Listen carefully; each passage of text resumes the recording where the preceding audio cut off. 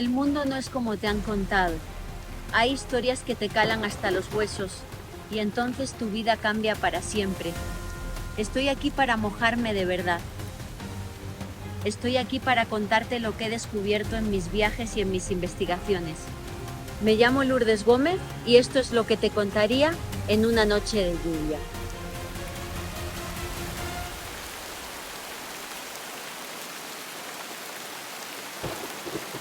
Queridos amigos, bienvenidos una nueva ocasión aquí a Noche de Lluvia.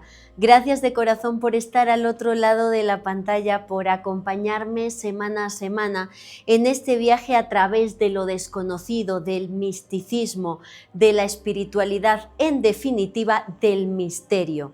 Os agradezco mucho porque cada día somos más y más hijos de la lluvia, que estamos en la misma sintonía y que amamos este tipo de temáticas, que las usamos para marcar la diferencia en la sociedad actual tan descreída, tan materialista en la que vivimos. Os agradezco mucho de corazón que estéis aquí y bueno, pues vamos a comenzar uno de los capítulos hasta el momento que considero más especiales de Noche de Lluvia. Os pido, por favor, si no lo habéis hecho ya, que os podáis suscribir a Noche de Lluvia Podcast tanto en YouTube como en Spotify. Es un gesto sencillo, gratuito y nos ayudáis mucho a que nuestro trabajo se siga compartiendo y llegue a más personas. Muchísimas gracias y sin más, comenzamos. El primer santo nacido en el segundo milenio.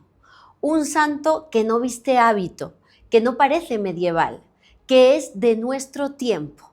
Un adolescente que navegaba por Internet.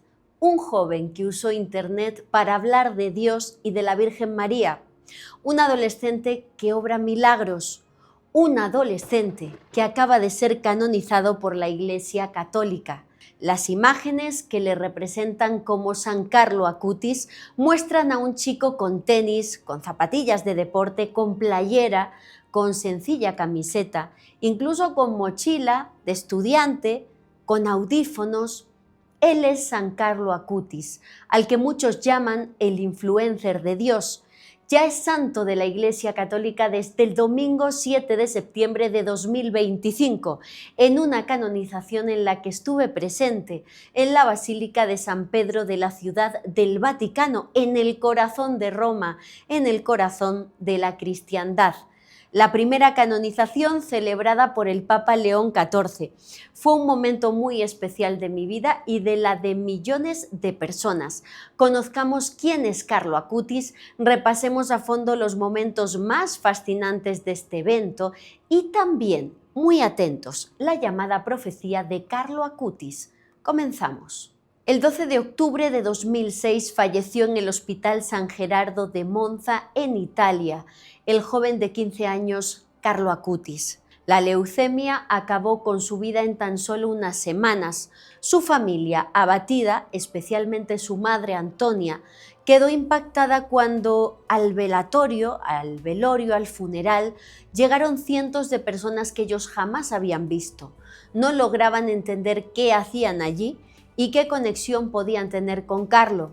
En palabras de su madre, había personas que no conocía de ningún lado, personas en situación de calle, inmigrantes, niños, una multitud que hablaba con Carlo, que hablaban de las cosas que había hecho Carlo por ellos, y yo no sabía nada.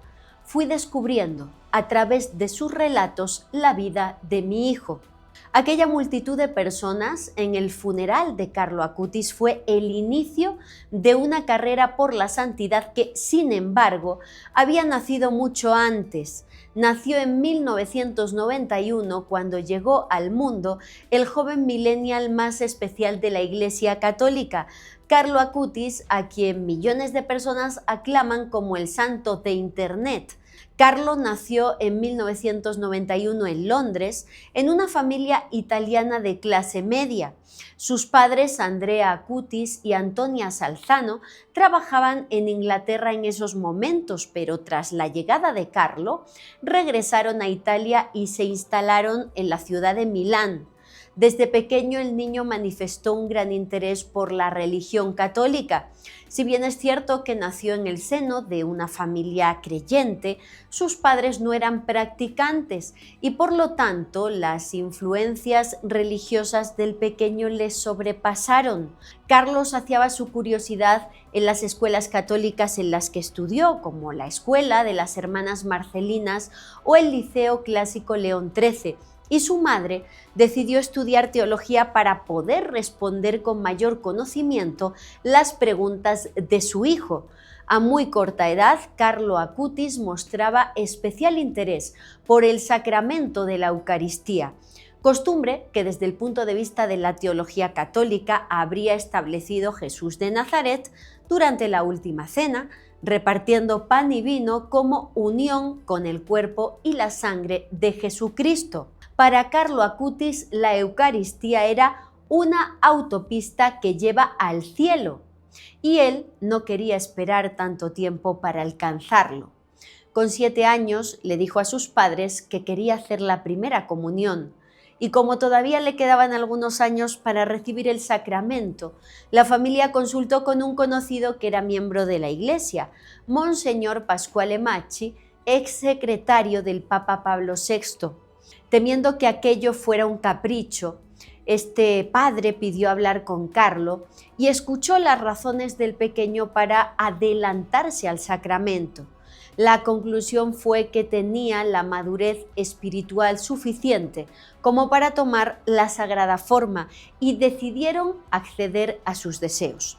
El 16 de junio de 1998, Carlo Acutis recibió la primera comunión en el monasterio ambrosiano de Perego. Aquel paso le acercó todavía más a Dios y le hizo participar activamente en todas las actividades católicas de su comunidad. Aseguran que Carlo, desde que tomó por primera vez la comunión, acudió a misa todos los días de su vida. Rezaba el rosario a diario y se confesaba una vez por semana. Sus padres pensaron que esta vida religiosa de Carlos se limitaba al rezo y a la misa, pero en realidad, mientras pensaban que Carlo estaba con sus amigos o haciendo alguna tarea escolar, el joven se encontraba realizando actividades que están directamente relacionadas con el comportamiento de la mayoría de hombres y mujeres que llenan el santoral católico, la piedad y la ayuda a los demás. Iba a la parroquia a darle catequesis a los niños, visitaba ancianos que vivían en completa soledad, ahorraba dinero para dárselo a los más necesitados, se detenía a hablar con las personas sin hogar, preocupándose por ellos, acudía a los comedores sociales para ofrecer su ayuda y todo esto lo hacía con entrega y alegría. Carlo Acutis aseguraba que la tristeza es mirarte a ti mismo, pero que la felicidad es mirar a Dios, y él veía a Dios latiendo en los corazones de todos estos necesitados. La familia Acutis era aficionada a viajar, les gustaba aprovechar el tiempo libre para conocer otros lugares y, por supuesto, Carlo siempre participaba de estos viajes. En los recorridos pedía a sus padres que se detuvieran en iglesias y santuarios para poder rezar. Cuando estaba en casa, como cualquier otro joven de su edad, Carlo navegaba por Internet. Poco a poco fue adquiriendo conocimientos básicos de informática y un día se le ocurrió una gran idea que quiso materializar sin tardanza: crear una página web para investigar milagros eucarísticos y apariciones marianas. La investigación la inició en el año 2002 y le llevó 2 años y medio completarla. Carlo dividió los milagros eucarísticos aprobados por la Iglesia en diferentes bloques, por países y posteriormente con secciones especiales que llevan por título Los Santos, los Místicos y la Eucaristía, o Nuestra Señora y la Eucaristía, o Comuniones Prodigiosas. Es, como vemos, una enorme cantidad de información la que Carlo pudo acumular en su página web. Hoy día, tanto la exposición virtual como la física, que ha surgido a raíz de su página web, han viajado por los 5 continentes, llegando a millones de creyentes en el mundo que siguen con interés la investigación realizada en su momento por Carlo Acutis. Sus conocidos aseguran que aunque la Eucaristía era el centro de su vida, también dedicó gran interés a la que él denominó como la mujer de su vida, la Virgen María, estudiando a fondo apariciones marianas como Lourdes o Fátima. San Francisco de Asís también fue un gran ejemplo para él y, basado en su labor de pobreza en servicio a los demás, trató de conquistar los más altos valores franciscanos. En octubre de 2006, Carlo Acutis ingresó en el hospital gravemente enfermo. Aunque los médicos en esos momentos todavía no tenían un diagnóstico, él le aseguró a su madre, nada más llegar al centro hospitalario, que de ahí ya no volvería a salir. Padecía grandes dolores y les decía a sus padres que ofrecía estos dolores, este sufrimiento por el Papa y por la Iglesia, para que con este sacrificio pudiera él alcanzar el cielo. En esta situación tan grave, Carlo pidió que le administraran la extremaunción y 3 días después de ser diagnosticado con leucemia, el 12 de octubre de 2006, Carlo Acutis falleció. Como ya he comentado, la fama de santidad de Carlo surgió el mismo día de su funeral y a partir de entonces no dejó de crecer. Antes de fallecer, Carlo grabó un vídeo en el que aseguraba que quería ser enterrado en Asís, Italia, debido a su vínculo con San Francisco, y eso hicieron sus padres, cumplir con su deseo. Sin embargo, esta gran fama a nivel mundial provocó que sus restos mortales tuvieran que ser exhumados para ser trasladados a un espacio más adecuado para su acercamiento, su exposición a las miles de personas que llegan a realizarle peticiones. Fue el 23 de enero de 2019 cuando se dio a conocer que el cuerpo de Carlo Acutis había sido exhumado, encontrándose íntegro, una palabra que llevó a que los medios de comunicación interpretaran que el cuerpo de Carlo se encontraba incorrupto. Si os preguntáis en qué consiste este fenómeno, debemos explicar que hay cuerpos de santos, os lo he comentado ya en otras ocasiones, pero sé que siempre genera polémica. Hay cuerpos de santos que se mantienen incorruptibles, algo que desde un punto de vista religioso guarda relación con la santidad de estas personas. Los cuerpos incorruptos se caracterizan por, según los testigos, mantenerse íntegros con todos los tejidos, piel, músculos, huesos, órganos, por tener una fragancia persistente que emana del cuerpo, ausencia de rigor mortis, es decir, de esa rigidez cadavérica que aparece en todo cuerpo pues varias horas después del deceso, y también tener ausencia de putrefacción. Se caracterizan igualmente por emisión de sangre mucho después de la muerte e incluso mantenimiento de la temperatura corporal, entre otros fenómenos. Igualmente existen cuerpos de santos que exudan una sustancia oleosa. Es el caso, por ejemplo, de San Charbel, de quien dicen además que su cadáver fue hallado gracias a extraños sueños y a la aparición de luces en el lugar del enterramiento, un fenómeno que también se constata, como os he comentado anteriormente, en apariciones marianas. Hay muchos casos de cuerpos incorruptos en la Iglesia y bueno, pues en relación a Carlo Acutis fue una polémica tremenda en 2019 porque la sociedad pensó que su cuerpo estaba exactamente igual que el día que falleció. Sin embargo, las autoridades eclesiásticas no dijeron incorrupto, sino íntegro. Ante la polémica, el obispo Domenico Sorrentino dio a conocer el siguiente comunicado.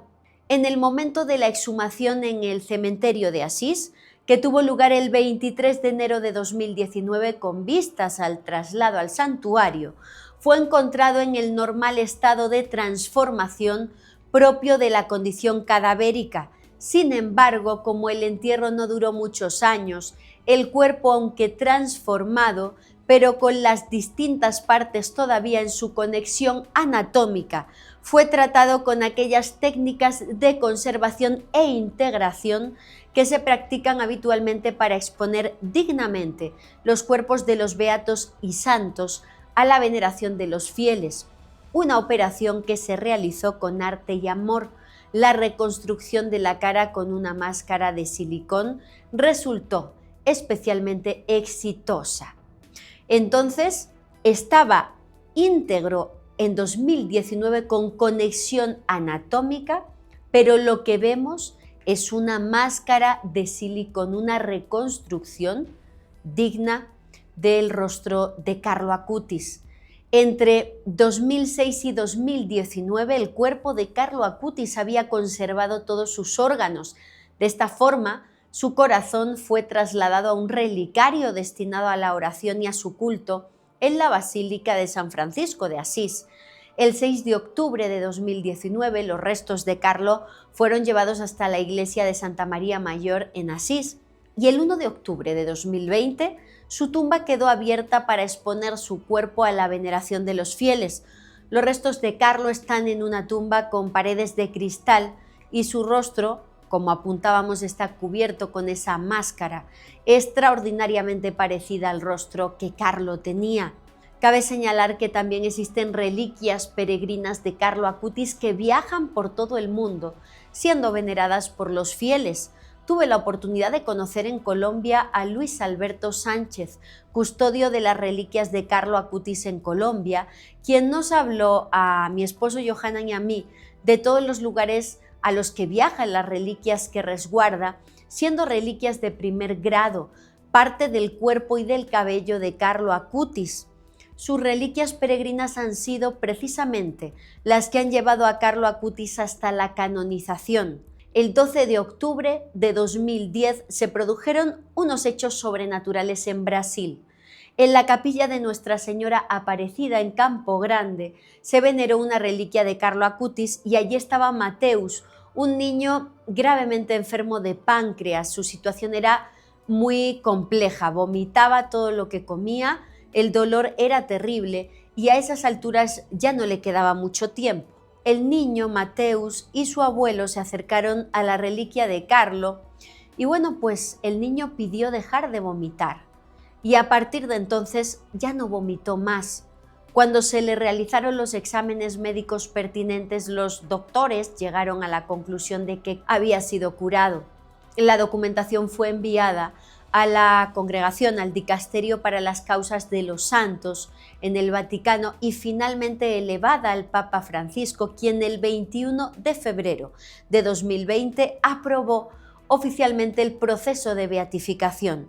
Previamente, en el año 2018, el Papa le había convertido en venerable, pero su beatificación se inició con el milagro del niño brasileño y culminó el 10 de octubre de 2020 cuando Carlo fue beatificado en Asís.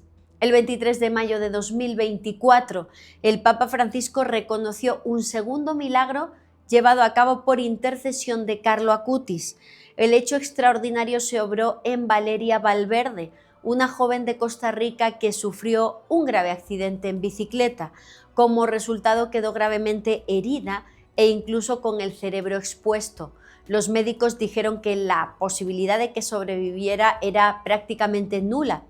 Sin embargo, algunos familiares comenzaron a pedir la intercesión de Carlo Acutis e incluso su madre viajó en peregrinación a Asís, a la tumba del beato Carlo Acutis, para pedir por Valeria.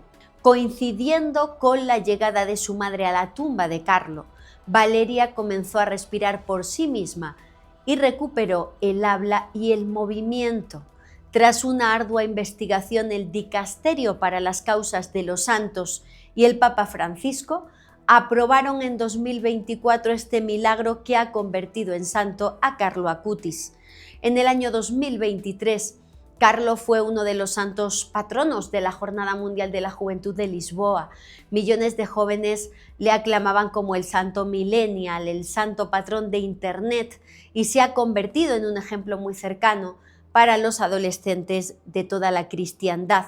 Los expertos estiman que su reciente canonización va a acercar la fe católica a las nuevas generaciones y al ambiente virtual, tal y como hizo Carlo con su página web de milagros eucarísticos. De hecho, las redes sociales hoy día están llenas de imágenes, tanto reales como generadas por inteligencia artificial, de Carlo Acutis. Es un fenómeno viral en estos momentos en Internet.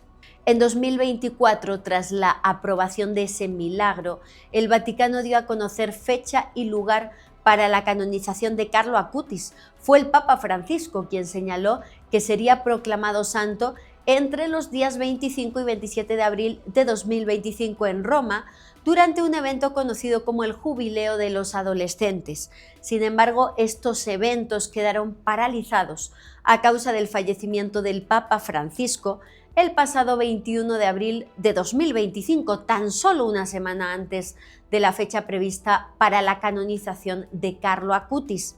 Así las cosas, la fecha de canonización se pospuso debido al funeral del Papa Francisco, al cónclave y al inicio del papado de León XIV, y finalmente la Iglesia decidió que la canonización de Carlos se celebraría el 7 de septiembre de 2025, junto con la del beato Pier Giorgio Frassati, un joven del siglo XX, del que os hablaré también en el programa de hoy y que además tiene un vínculo importante con América, más concretamente con México y con Estados Unidos.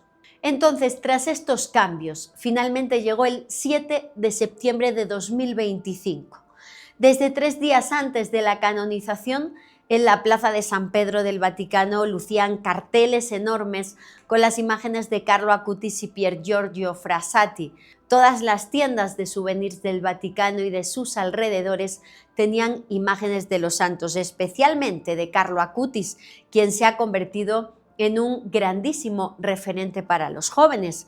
La semana de la canonización hubo, por lo que pude observar, millones de personas en Roma para participar en el evento.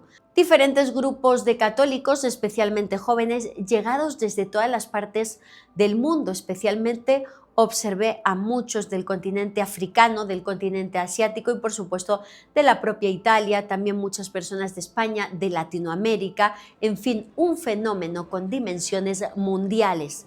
Las horas previas al evento era prácticamente imposible acceder a la Plaza de San Pedro.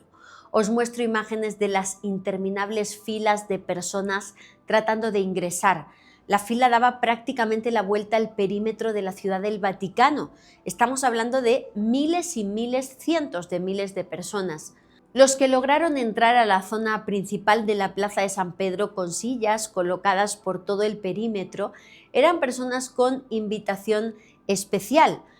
Una invitación, pues que suponía esperar muchas horas y después entrar tras los debidos controles si podías sentarte en las zonas de la plaza donde había sillas.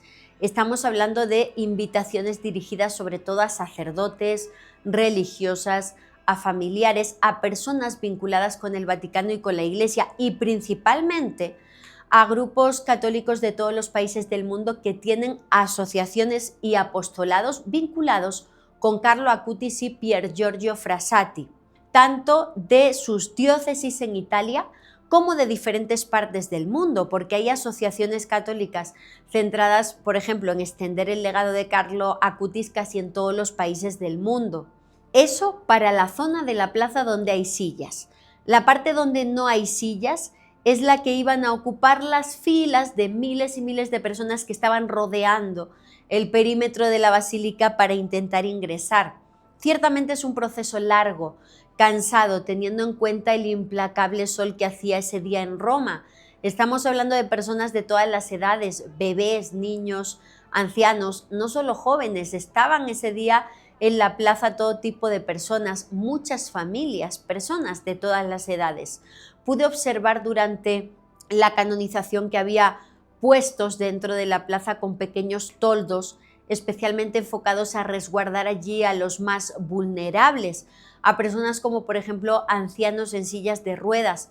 En estos puestos disponían de abundante agua para que nadie se sintiera mal y entre las personas que estaban de pie también se acercaban voluntarios de Protección Civil para repartir botellas de agua, especialmente para los niños. Se calcula que alrededor de 80.000 personas estaban al interior de la plaza durante la canonización. Hay que tener en cuenta que la capacidad de la Plaza de San Pedro es de 300.000 personas, pero se pierde espacio debido a la colocación de las sillas y también a las diferentes calles, por así decirlo, que se construyen dentro de la plaza con vallas de madera para que el Papa pueda recorrer toda la plaza con el papamóvil y poder así pasar cerca de todos los fieles. El proceso para accesar a la plaza es muy lento, porque los encargados de la seguridad del Vaticano y los carabinieri revisan las mochilas y se pasa también por sensores. Revisan todo, las bolsas, hay detectores de metales que analizan a todos los que van ingresando. Incluso os he puesto por aquí imágenes donde podéis ver algunas de las cosas que les quitan a los que entran, sobre todo termos de agua, pero también me llamó la atención, ahí estáis viendo un paquete de huevos. Desde luego que a nadie se le ocurre llevar huevos a la plaza de San Pedro, a no ser que sea para usarlos en algún tipo de protesta y lanzarlos, por ejemplo, contra el papamóvil. Entonces ese tipo de cosas te las quitan antes de entrar a la plaza. Este era el ambiente para entrar a la canonización. Y finalmente la única posibilidad para los que no alcanzaron la plaza fue adentrarse en la Vía de la Conciliazione, que también tenía controles. Es esa calle que está frente a la basílica que la une con el castillo San Angelo. Entonces se ve de lejos la plaza, la entrada de la basílica. Se puede ver desde esa vía todo el desarrollo de los diferentes eventos religiosos, aunque más de lejos. Esta calle conecta el Vaticano con el Castillo San Angelo y también se llena por completo de gente cuando ya no es posible accesar a la Plaza de San Pedro porque está llena. Y tras describiros lo que se vivía los momentos previos, analicemos ahora en qué consistió la canonización. Una ceremonia que duró 2 horas aproximadamente bajo un sol muy fuerte en el corazón de Roma. Justo antes del inicio y ante la enorme cantidad de personas que había presentes, el Papa rompió el protocolo, por así decirlo, y salió al balcón de la Plaza de San Pedro a saludar a todos. Fue aproximadamente unos 20 minutos antes del inicio de la celebración eucarística. El Papa León XIV saludó de modo espontáneo a los más de 80.000 fieles y peregrinos que abarrotaban la plaza. Se dirigió a las familias de los 2 nuevos santos, Carlo Acutis y Pier Giorgio Frassati, a los religiosos, a los movimientos y delegaciones oficiales católicas. Les agradeció su presencia y les recordó que todos estamos llamados a ser santos. Y bueno, antes de describir en qué consiste una canonización, cuál es la parte de misterio, vamos a conocer quién es Pier Giorgio Frassati, el otro joven canonizado junto a Carlo Acutis.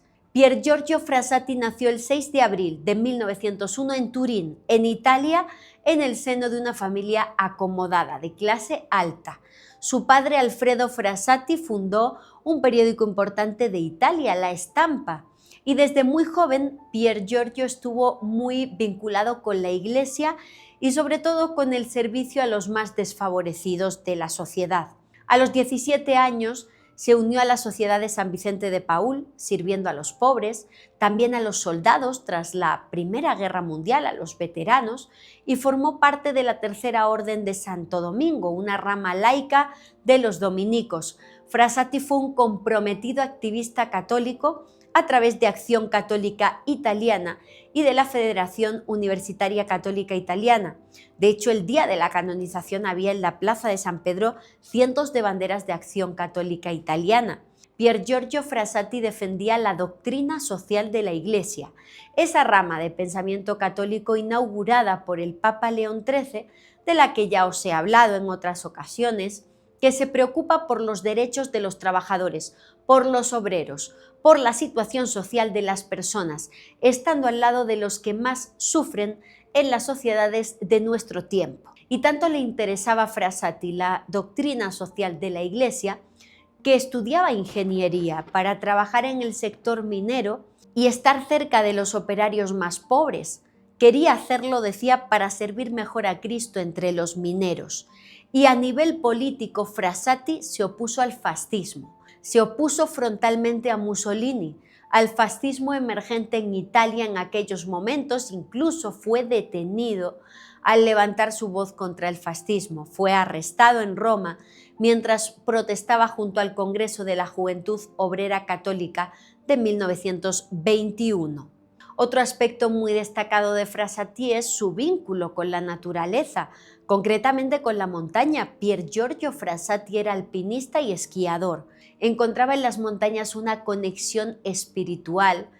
Decía, fue sus últimas palabras escritas encima de una foto suya, escalando montañas, verso l'alto, es decir, hacia las alturas. Era miembro del Club Alpino Italiano y escaló las grandes cumbres de su país. Por eso en la plaza de San Pedro también se veían, o pude ver el domingo 7 de septiembre, muchas banderas de clubes de alpinismo y de montaña, para quien Pier Giorgio es su patrón. Pier Giorgio Frassati contrajo polio, probablemente por su contacto con los enfermos, y murió el 4 de julio de 1925 a los 24 años. Su funeral atrajo a miles de pobres que había ayudado en secreto, muy parecido a lo que ocurrió en el funeral de Carlo Acutis, que su familia no conocía a todos los que llegaron diciendo que habían sido ayudados por Carlo. En el caso de Pier Giorgio, su padre, Alfredo Frassati, un agnóstico centrado en política y en negocios, mantenía una relación distante con su hijo, porque pues no eran conscientes del impacto de Pier Giorgio en los pobres de Turín hasta su funeral, al que asistieron esos miles de pobres desconocidos para la familia, y fue un evento que sorprendió a los Frassati y a toda la clase alta de la ciudad de Turín. Pier Giorgio fue beatificado por Juan Pablo II en 1990. Juan Pablo II lo llamó el hombre de las bienaventuranzas, y su cuerpo se encuentra en la Catedral de San Juan Bautista en Turín. Se asegura que se encuentra incorrupto. Este verano, en concreto el 26 de julio de 2025, su cuerpo fue venerado por primera vez con motivo del Jubileo de la Juventud 2025 en la Basílica de Santa María sopra Minerva en Roma. Allí estuvieron sus restos hasta el 4 de agosto. Y como os comentaré en unos minutos, en la canonización estuvo presente una de sus reliquias. Lo vemos en unos instantes. Veamos ahora qué milagro ha llevado a Pier Giorgio Frassati a su canonización justo 100 años después de su fallecimiento.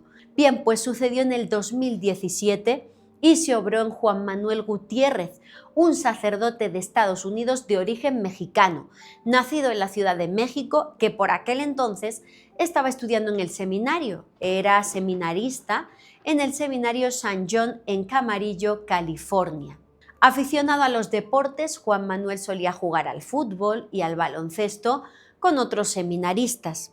El 25 de septiembre de 2017 se dispuso a jugar baloncesto con sus compañeros y no calentó previamente, como suele ser habitual antes del ejercicio físico.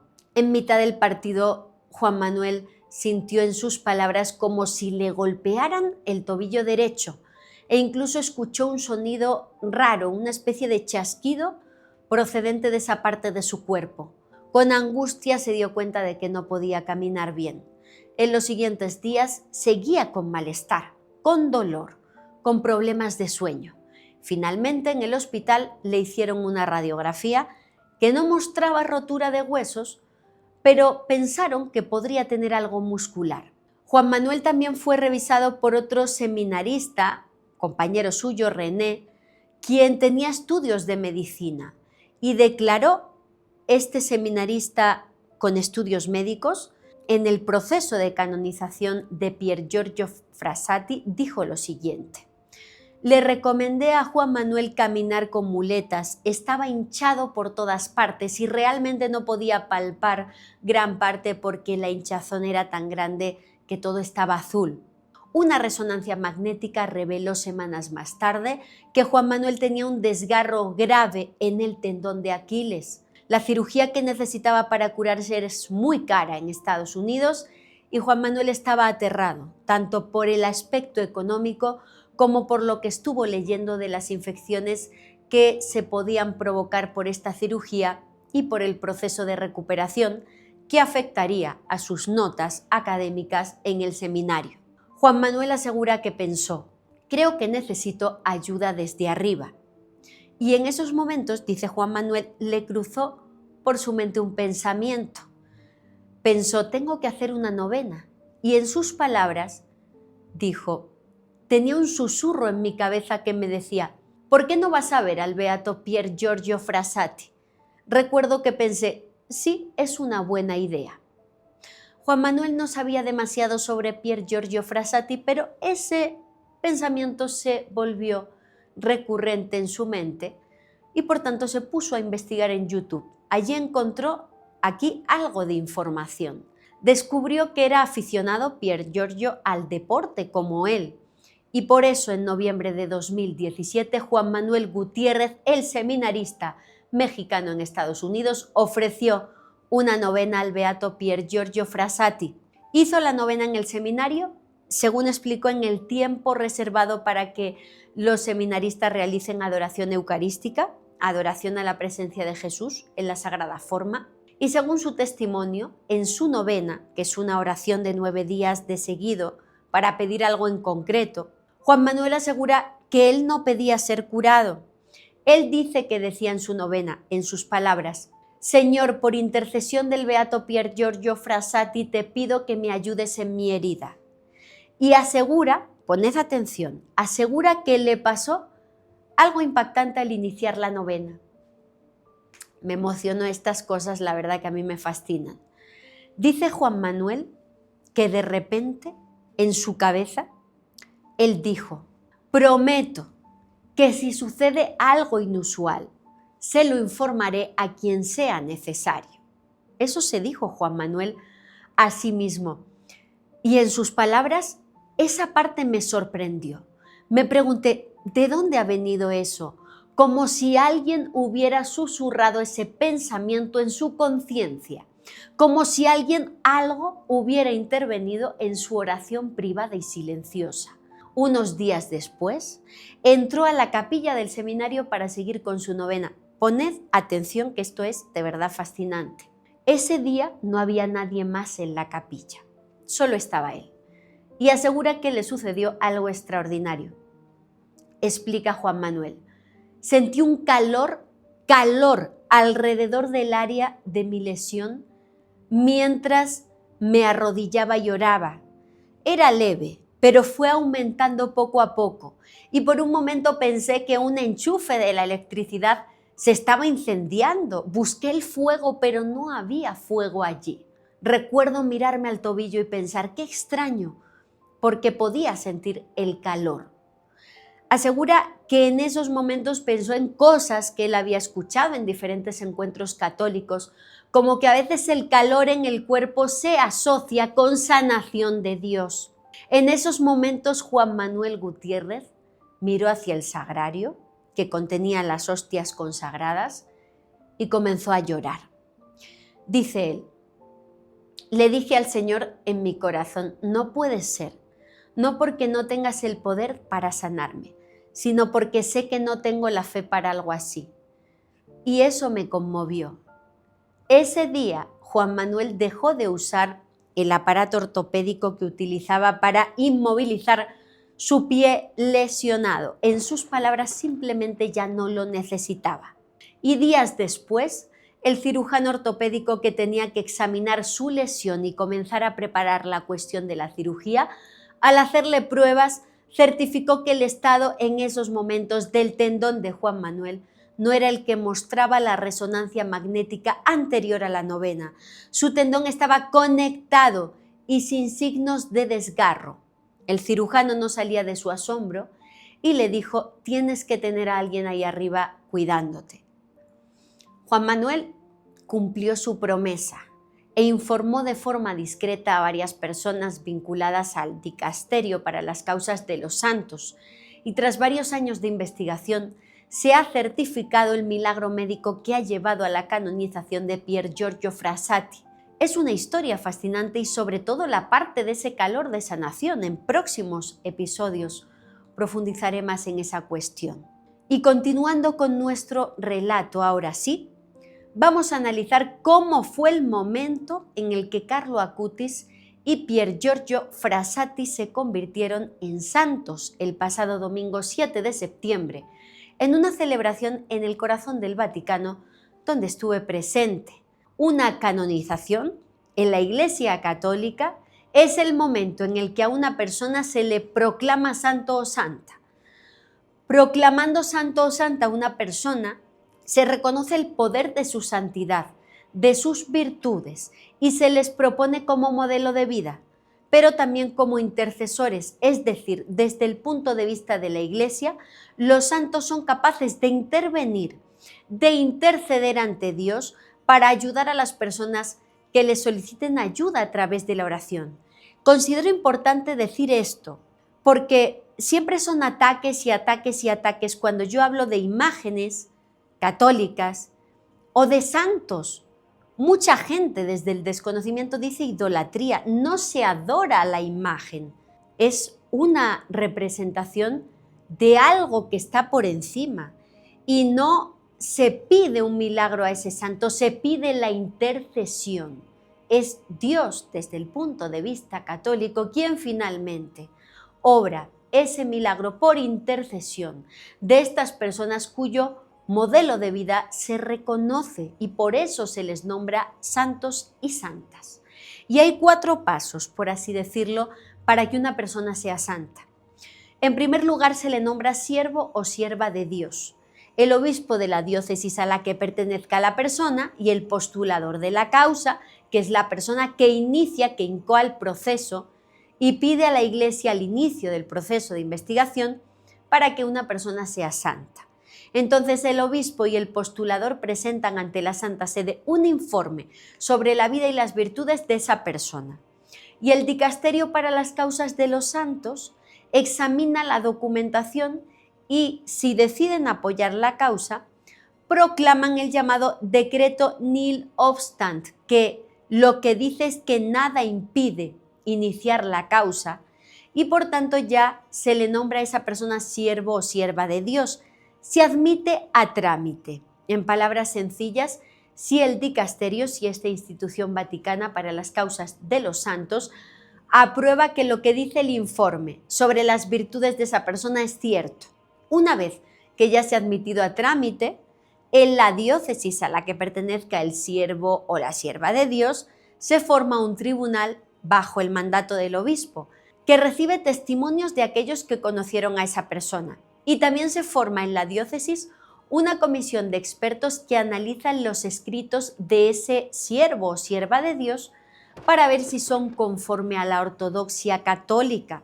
Con todo lo que recaben estos 2 grupos de trabajo de la diócesis, se elabora un documento que es discutido y analizado por una comisión de expertos de teólogos ya en el Vaticano, ya en el dicasterio para las causas de los santos. Y si la valoración de la comisión es positiva, entonces la causa pasa a manos de una sesión de cardenales y obispos que a su vez lo discuten nuevamente y si dan una valoración positiva, entonces directamente eso se pasa a manos del Papa. Y si el Papa lo aprueba y está de acuerdo con todos los que han examinado la cuestión, entonces el Papa emite el llamado decreto de heroicidad de virtudes y el siervo de Dios entonces pasa a ser venerable de la Iglesia. Ese es el segundo paso. Y el tercero es que de venerable, el siguiente paso hacia la santidad es convertirse en beato. Veamos cómo se pasa de venerable a beato. Una vez que la persona es declarada venerable, se presenta su vida ante la comunidad religiosa en las diferentes parroquias del mundo para que la gente conozca a esta persona y para que sea un modelo de vida cristiana. El postulador de la causa, la persona que inició todo este proceso, irá recopilando información, creando una lista de fieles que le hayan pedido gracias, favores a Dios a través de la intercesión de ese venerable. Y de esa lista, para pasar a ser beato, tiene que sobresalir un milagro grande, un milagro que se pueda probar científicamente, que en casi todos los casos es un milagro de tipo médico.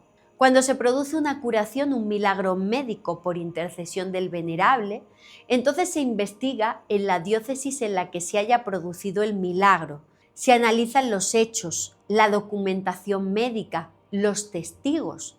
El postulador de la causa tiene que elaborar un informe donde aparezca toda esa información médica, los testimonios científicos que indican que lo que ha ocurrido va más allá de la ciencia y que la persona a la que se le ha obrado el milagro a través de los testimonios de los testigos que pidió su intercesión a ese venerable. Esa información llega al Dicasterio para las Causas de los Santos en el Vaticano, quien examina el informe de ese milagro, y médicos peritos de ese Dicasterio Vaticano lo estudian también. En concreto lo examina la llamada consulta médica de la Congregación para las Causas de los Santos, formada por 5 doctores que son peritos.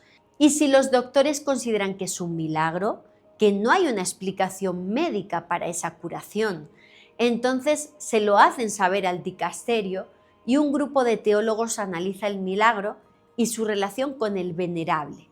Y toda la documentación la estudian nuevamente en sesión cardenales y obispos. Si están de acuerdo, emiten su veredicto y le pasan los datos al Papa. Y con toda la documentación, el Papa aprueba el milagro y emite el decreto de beatificación, poniendo fecha a la ceremonia de beatificación para que esa persona sea beata.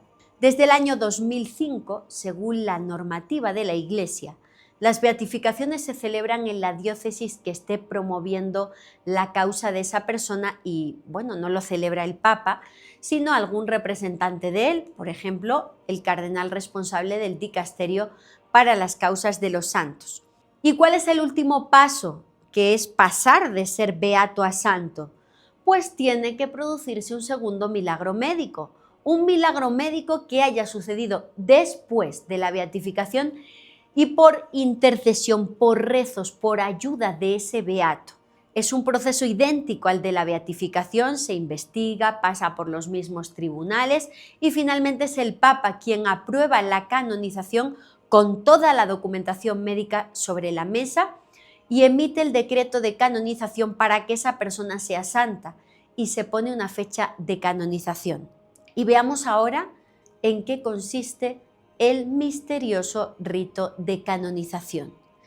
El actual, porque ha sido modificado en algunos aspectos por los diferentes papas, y en el caso de León XIV, en su primera canonización, la de Carlo Acutis y Pier Giorgio Frassati, ha seguido puntualmente el mismo rito que usara el Papa Francisco.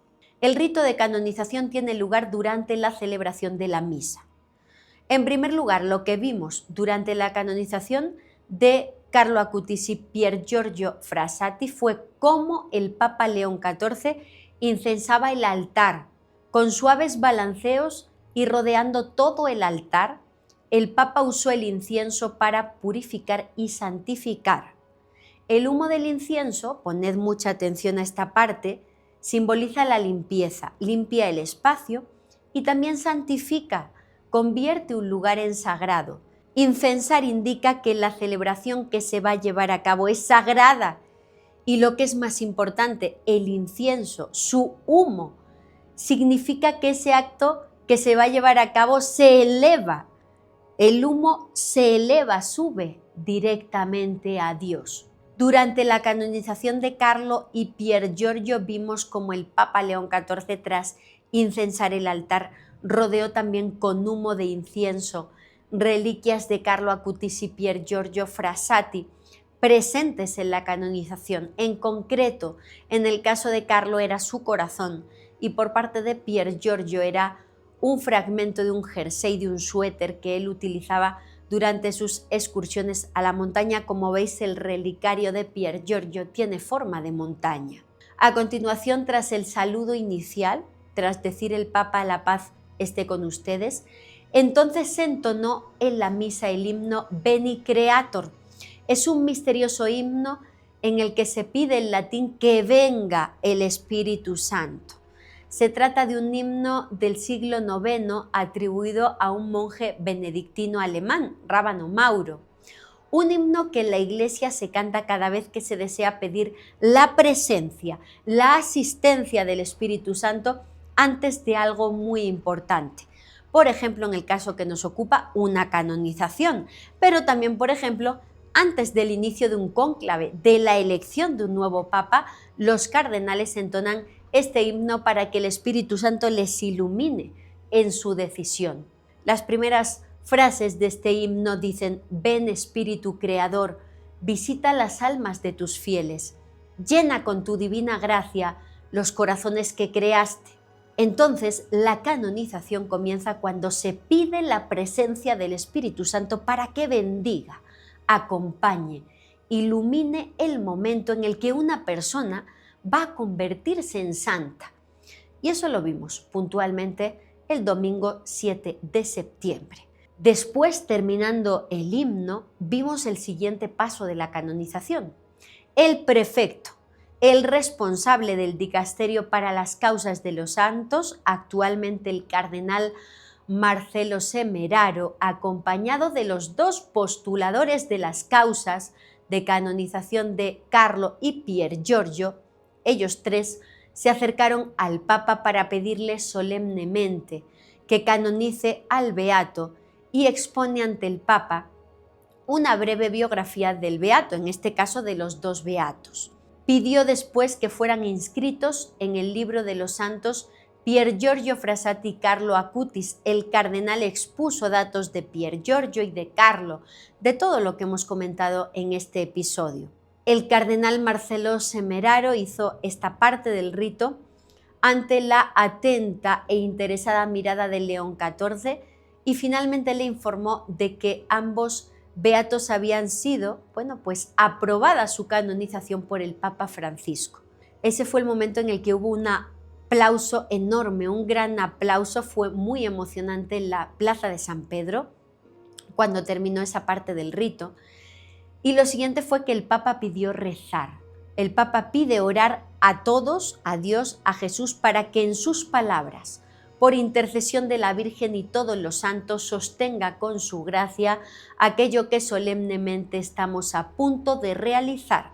Y después lo que siguió fue que se entonaron las letanías de los santos, que es una oración que solicita la intercesión de los santos cristianos y es una de las oraciones más solemnes e importantes de la Iglesia. Y terminadas las letanías de los santos, León XIV se sentó, que es el siguiente paso, se puso la mitra, que es el tocado, terminado en triángulo, que usa el Papa en este tipo de actos litúrgicos, que cubre su cabeza con él, por parte de las autoridades de la Iglesia. También tenía en su mano la férula, que es el bastón del Papa, la llamada cruz del pescador, y entonces, en esos momentos, pronuncia la parte más importante, la fórmula de canonización.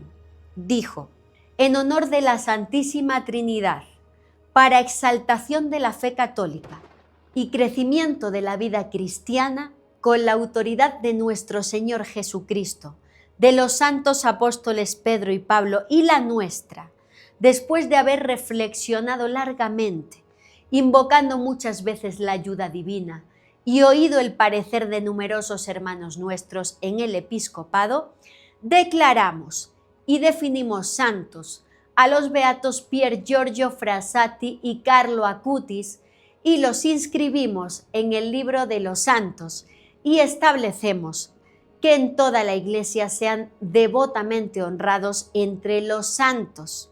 Y ese es el instante exacto en el que una persona se convierte en santo, en el que Carlo Acutis y Pier Giorgio Frassati se convirtieron en santos. Es un momento sumamente misterioso porque en palabras sencillas es elevar a estas personas a los altares. Fijaos que en los días previos a la canonización escuché en Roma a varias personas que decían que el instante justo de la canonización es sumamente sagrado porque la petición del Papa, me decían, se eleva directamente al cielo. En palabras sencillas, como si se abriera de forma muy potente esa conexión al cielo. Es el momento de la elevación a los altares y me decían que cualquier persona presente en ese momento puede pedir gracias, peticiones muy especiales, muy fuertes en ese instante, porque suben, me decían, directamente al cielo. Ojo, no estoy diciendo que sea así, solo digo lo que escuché en el ambiente católico romano en los días previos a la canonización y por supuesto no tenéis ni que dudar que pedí por todos vosotros y por vuestras familias, con todo mi corazón. Y tras este momento, el siguiente paso de la canonización fue la entonación, el canto del Jubilate Deo, un himno del canto gregoriano. En esos momentos fue uno de los instantes más impactantes, porque vimos el rostro de la mamá de Carlo Acutis, de Antonia Salzano, un rostro en el que se veía una mezcla de emoción por el logro y reconocimiento de su hijo, pero también, así lo sentí yo, trazas de dolor de esa madre que ha sobrevivido a la partida de su hijo. Es importante señalar que en toda la historia de la Iglesia solo 2 madres han vivido para ver a sus hijos convertidos en santos. Assunta Carlini, madre de Santa María Goretti, en 1950, y Antonia Salzano, madre de San Carlo Acutis, en 2025. El siguiente paso fue observar cómo varias personas llevaban incienso y flores a las reliquias de los nuevos santos para su veneración, para la primera veneración como santos. Y en este caso vimos que una de las personas que realizaba esta ofrenda era Wanda Gagronska, de 96 años, hija de Luciana Frassati, sobrina de Pier Giorgio Frassati, con 96 años, que estuvo en la canonización de su tío, que ha dedicado gran parte de su vida a que llegara este momento. Después vimos el siguiente paso de la canonización, que el cardenal prefecto del dicasterio para las causas de los santos le agradecía al Papa la canonización en nombre de la Iglesia y le pedía que disponga la redacción de las letras apostólicas de la canonización realizada, a lo que el Santo Padre León XIV respondió: lo ordenamos. Y con estas palabras concluyó el rito de canonización, ese momento tan sagrado. Y la misa continuó normal, como de costumbre, pero con imágenes inolvidables. Vimos en las ofrendas a la familia de Carlo, a su padre, a su madre, a sus hermanos. Vimos también a Valeria, la joven de Costa Rica, cuyo milagro médico ha llevado a la canonización de Carlo Acutis. Vimos leer al hermano de Carlo, y todas estas imágenes conmovieron al mundo, a toda la cristiandad, y vivirlo allí en vivo, ver la emoción de tantas miles de personas, vivir ese instante sagrado de elevación a los altares fue inolvidable, y es un enorme honor poder compartirlo con todos vosotros. En la homilía de la misa, como no podía ser de otra forma, el Papa León XIV se refirió a San Carlo Acutis y a San Pier Giorgio Frassati, ensalzando su vida y sus valores. Después de la misa estuvo un rato con el Papa móvil recorriendo toda la plaza de San Pedro para saludar a los fieles. Esto es lo que se vivió, y también allá, aquí, en todo el mundo, ese día, estos días, se hablaba de un asunto importante: el cumplimiento de la profecía de Carlo Acutis. Es un tema que se ha hecho viral a raíz de la canonización. Un tema que no nace en los mentideros de Internet, sino que es un asunto que ha puesto sobre la mesa la propia mamá de Carlo Acutis, Antonia Salzano. Vamos a ir desgranando este asunto profético de Carlo Acutis poco a poco. En primer lugar, hay que decir que la mamá de Carlo Acutis, Antonia Salzano, en diferentes entrevistas ha asegurado que Carlo era un niño tremendamente adelantado para su edad.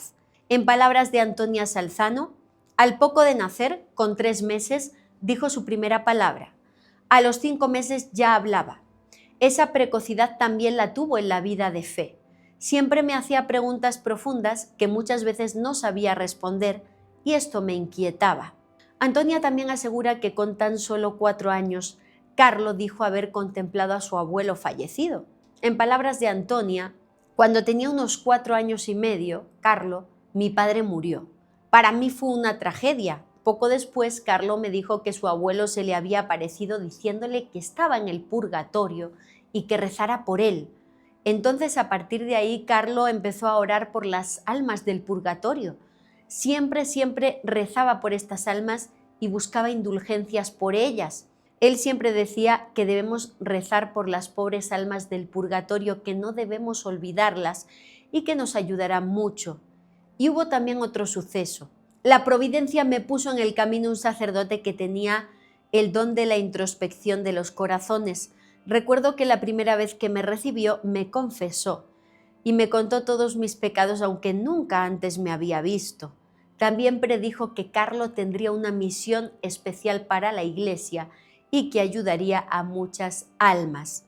Entonces Antonia Salzano, en prácticamente todas las entrevistas que ha dado, que son muchas a lo largo de estos años, para hablar sobre su hijo y poner en valor su ejemplo, ha explicado, ha asegurado que Carlo nació con gracias especiales. Especialmente esas gracias estaban relacionadas con la presencia real de Jesús en la Eucaristía. Según su madre, el hecho de que Carlo pidiera hacer la comunión antes de tiempo, el hecho de que hiciera una web de milagros eucarísticos, se vincula con experiencias místicas que Carlo habría vivido durante la Eucaristía. En palabras de Antonia Salzano, sí, creo que recibió gracias especiales. No habló mucho sobre esto, pero sí me dijo que cuando estaba frente a la Sagrada Eucaristía sentía su alma elevada de alguna manera. Dijo que la sensación que tenía muy a menudo era como estar frente a una fuente que llevaba su alma a grandes alturas. Dijo que era como ser transportado. Cristo en la Eucaristía lo capturó. Y esas gracias, esos misterios que rodeaban a Carlo, esa forma de Carlo de pasar por la vida, como hemos visto al comienzo del video, se hizo todavía más evidente cuando su muerte estaba próxima. 2 meses antes de fallecer, Carlo grabó un video en el que mira directamente a la cámara, con una tímida sonrisa y dice: «Estoy destinado a morir».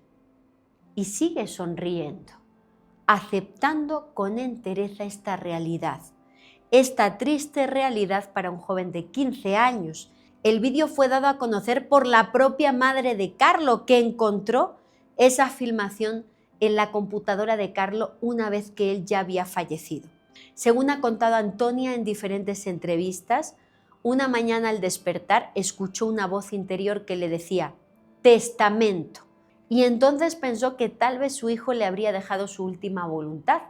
Entró en su dormitorio, buscó en el escritorio, en las estanterías, en el armario, en el baño, pero no halló el menor rastro de algo parecido a un testamento. Finalmente encendió la computadora y encontró ese video en el que Carlo profetiza su propia muerte 2 meses antes de fallecer, cuando todavía no sabían que Carlo tenía leucemia. En palabras de Antonia, creo que aquel hallazgo fue una inspiración de Dios para hacerme comprender que la muerte de Carlo formaba parte de un diseño superior. Antonia asegura que desde pequeño Carlo le decía que moriría pronto. Le decía que moriría por una vena que le estallaría en la cabeza. Y lo decía, asegura Antonia, con calma, añadiendo: «Yo siempre seré joven». Y de hecho, la causa final de muerte de Carlo fue una hemorragia cerebral. Otro detalle sorprendente es que, como a todos los niños, cuando se les pregunta qué quiere ser de mayor, en este caso Carlo, como si estuviera convencido de que no sería mayor, respondía: «¿Quién conoce el futuro? No sabemos cuánto viviremos y cuánto no viviremos, solo lo sabe el Señor». Cuando Carlo entró en el hospital, durante la última semana de su vida, Antonia Salzano asegura que tuvo un sueño. Soñó con San Francisco de Asís, que es el protector de la familia Acutis, que era un santo importante para Carlo. Dice Antonia: «Cuando se estaba muriendo la última semana de su vida, soñé con San Francisco de Asís, que es el santo patrono de nuestra familia, y me dijo: tu hijo Carlo morirá muy pronto, pero lo hará siendo considerado muy alto en la Iglesia. Y si este sueño es impactante, más aún lo es que Antonia Salzano sabía que su hijo iba a ser canonizado, porque Carlo, se lo anunció en sueños años antes». Dice Antonia Salzano: «Hace algunos años tuve un sueño con Carlo. Me dijo: seré beatificado pronto, y poco después canonizado. Y entonces vi a Carlo en una iglesia muy grande, en lo alto, cerca del techo, y no entendí entonces. Por supuesto que ahora sí, su muerte, su enfermedad, su corta vida, todo fue por el diseño de Dios. Dios había elegido a Carlo como un ejemplo para los jóvenes de este periodo en la historia. En varias ocasiones Antonia ha asegurado que la profecía que tuvo tanto por parte de San Francisco de Asís como por parte de Carlo es que a raíz de su canonización habrá un antes y un después en la relación de los jóvenes con la fe. Los seguidores de esta profecía revelada por Antonia Salzano, madre de Carlo Acutis, lo resumen con la siguiente frase: brotará una nueva generación de santos, será el nuevo Pentecostés. Recordemos que Pentecostés hace referencia a un pasaje de la historia de la Iglesia en el que se recuerda la venida del Espíritu Santo. En los Hechos de los Apóstoles podemos leer: cuando llegó el día de Pentecostés estaban todos juntos, y de repente vino del cielo un estruendo como de un viento recio que soplaba, el cual llenó toda la casa donde estaban sentados, y se les aparecieron lenguas repartidas como de fuego, asentándose sobre cada uno de ellos, y fueron todos llenos del Espíritu Santo, y comenzaron a hablar en otras lenguas, según el Espíritu les daba que hablasen. Lo que se narra en los Hechos de los Apóstoles es la llegada del Espíritu Santo a los apóstoles, concediéndoles gracias especiales, lo que llamamos carismas, características milagrosas para poder predicar, como comprensión y conocimiento de idiomas nunca estudiados, por ejemplo, así como valentía para extender el mensaje de Jesús en todo el mundo.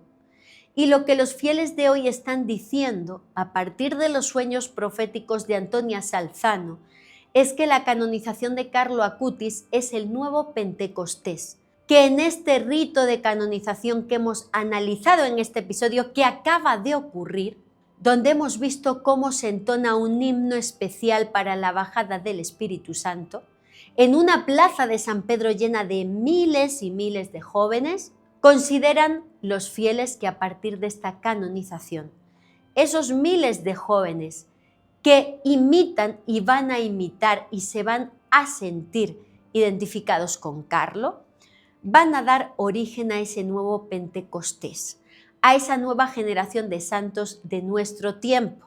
Y por otro lado, quiero comentar también otro aspecto que se está comentando mucho en las redes sobre los signos astronómicos que tuvieron lugar en la canonización de San Carlo Acutis y San Pier Giorgio Frassati. El 7 de septiembre de 2025, día de la canonización, tuvo lugar un eclipse lunar. La noche del 7 al 8 de septiembre, la luna se deslizó hacia la sombra de la Tierra, oscureciéndose y pasando de ser plateada a roja durante lo que se considera en astronomía un eclipse lunar total de unos 82 minutos de duración según los expertos, uno de los más largos de los últimos años. Un eclipse lunar se produce cuando la Tierra se interpone directamente entre el Sol y la Luna, proyectando su sombra sobre la superficie del satélite. Durante un eclipse lunar total, como el del día de la canonización, la luz del Sol que atraviesa la atmósfera de la Tierra se curva, se dispersa, se filtra la luz azul y eso hace que brillen rojizas las longitudes de onda sobre la Luna. Por eso se le conoce como luna de sangre. La Luna se ve totalmente roja. Y este eclipse lunar total, esta luna de sangre, también se está interpretando por parte de algunas personas como un signo relacionado con la canonización. Se asegura que podría representar el inicio o la inminente llegada de tiempos fuertes, tiempos negativos para nuestra sociedad, donde ese nuevo Pentecostés, esa nueva generación de santos, profetizada a partir de los sueños de la madre de Carlo Acutis, jugarían un papel clave en los tiempos que se avecinan. Quiero aclarar que esta parte de la profecía, estos sueños proféticos, estas especulaciones proféticas sobre Carlo Acutis que hoy son tan virales, no han sido parte importante del proceso que ha convertido a Carlo en santo. Lo que se ha tenido en cuenta son los milagros médicos. Estos sueños, desde el punto de vista de la Iglesia, son revelaciones privadas. El Catecismo Católico considera las revelaciones privadas como mensajes o comunicaciones de la divinidad que se manifiestan a personas específicas, pero no son mensajes para la humanidad en general. Y de hecho, las revelaciones que Antonia ha tenido son sumamente personales. Asegura, por ejemplo, que Carlos se le apareció en sueños y le anunció una profecía sobre la llegada al mundo de sus hermanos.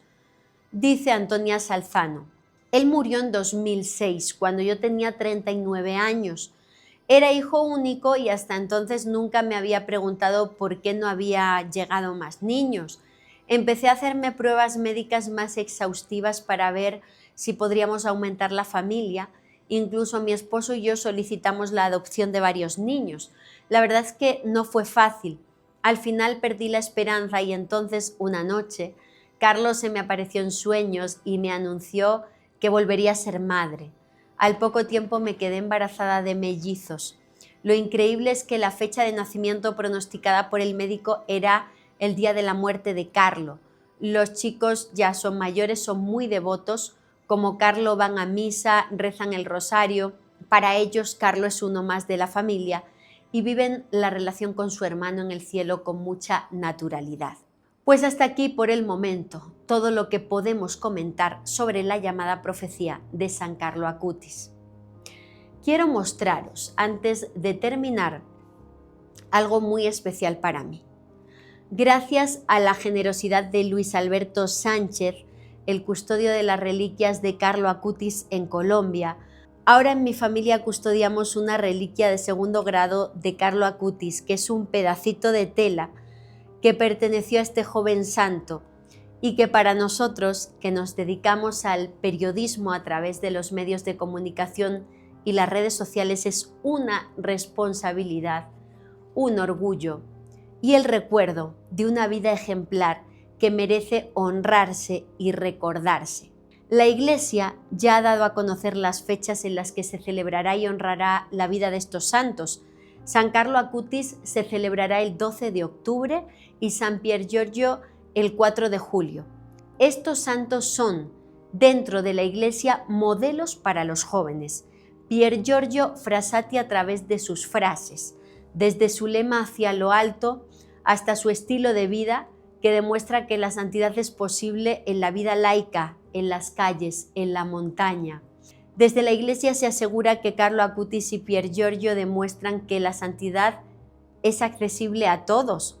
En palabras del Papa León XIV, estos hombres no vivieron en monasterios, sino en el mundo moderno, dando todo por Cristo. Y dejadme que me detenga en ese aspecto, en el aspecto moderno de San Carlo Acutis. Hay muchas personas indignadas porque es un santo, un niño de 15 años, un joven de nuestro tiempo. Indignadas porque aseguran que esta canonización obedece a una estrategia de la Iglesia, una estrategia financiera.